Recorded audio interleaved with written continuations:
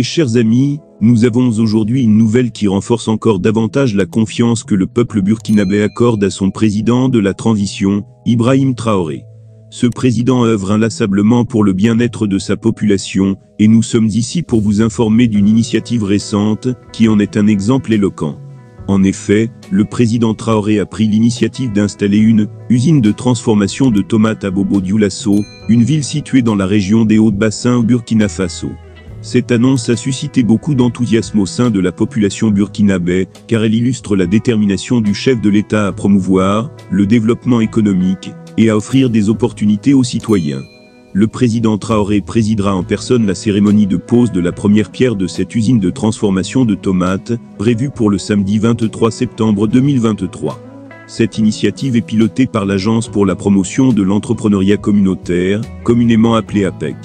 Elle s'inscrit dans le cadre du programme d'entrepreneuriat communautaire, désigné sous l'acronyme PECQ, qui a été lancé par le président Traoré, le 12 juin dernier à Ouagadougou. Ce programme vise à mobiliser les ressources nécessaires pour soutenir des projets économiques essentiels à la croissance du pays. Il repose sur un modèle d'actionnariat populaire, permettant aux citoyens burkinabés de s'impliquer directement dans le financement de ces projets. Il est à noter que ce programme a déjà rencontré un succès notable, avec plus de 60 000 souscripteurs, qui ont contribué à hauteur de près de 2,5 milliards de francs CFA.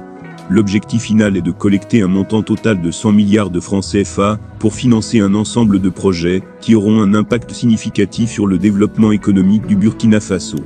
Parmi ces projets, nous pouvons citer la mécanisation et l'intensification agricole, la création de 2 unités de transformation de tomates à Bobo-Dioulasso et à Kongoussi, la mise en place d'une centrale d'achat pour la commercialisation des produits locaux, ainsi que la création d'une unité d'exploitation semi-mécanisée de l'or. Ce programme d'entrepreneuriat communautaire est une traduction concrète de la vision des autorités de la transition, qui cherchent à assurer un développement équilibré et inclusif de toutes les couches sociales du pays. Il met en lumière l'importance de la participation active des citoyens dans la production, la transformation et la commercialisation des produits locaux, afin que ces derniers puissent être les principaux bénéficiaires des richesses générées par ces projets. L'objectif ultime est de promouvoir un développement économique autonome et inclusif.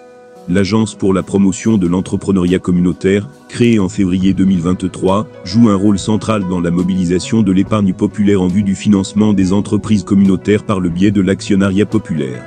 Ce programme concerne plusieurs secteurs d'activité, notamment l'agriculture, l'élevage, l'agroalimentaire et les technologies de l'information, et s'étend sur l'ensemble du territoire national, pour mettre en œuvre la politique ambitieuse du président de la transition, qui est également le chef de l'État.